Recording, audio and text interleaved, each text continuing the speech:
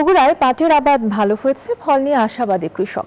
এ বিষয়ে আরো জানবো, সহকর্মী আব্দুল সালাম বাবু আছেন আমাদের সাথে যুক্ত। বাবু, কত হেক্টর জমিতে পাটের আবাদ করেছেন কৃষকেরা? অর্থী গত বছরের চাইতে ১,৫০০-এর বেশি হেক্টর জমিতে এবার পাটের আবাদ হয়েছে। লাভজনক হয়, প্রতি বছরই পারছে পাটের চাষাবাদ। কৃষি বিভাগ নানাভাবে পরামর্শ দিচ্ছে চাষিদের। পাটের সোনালী দিন ফিরে আনতে সরকার যে উদ্যোগ নিয়েছে, সেই উদ্যোগকেই বাস্তবায়ন করতে কৃষি বিভাগ মাঠে রয়েছে। গত বছর ৭,৮০০ হেক্টর জমিতে পাট চাষাবাদ হয়েছিল, এবছর তার চাইতে বেড়ে ৯,৫০০ হেক্টর জমিতে পাটের চাষাবাদ হয়েছে, যা থেকে ১,১৩,৫২০ বেল পাট উৎপাদন হবে।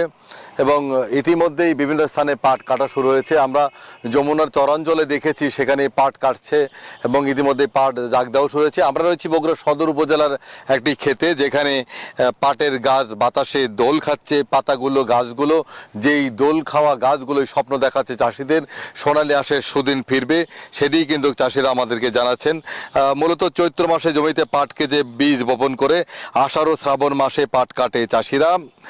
পাটের আঁশ ছড়ানোর পর অবশিষ্ট যে পাটখড়ি থাকে, সেটা জ্বালানি হিসেবে বিক্রি করে বাড়তি আয় করে কৃষক, যার কারণে পাটে লস বলে বা লাভ না হওয়ার কোনো সম্ভাবনা থাকে না।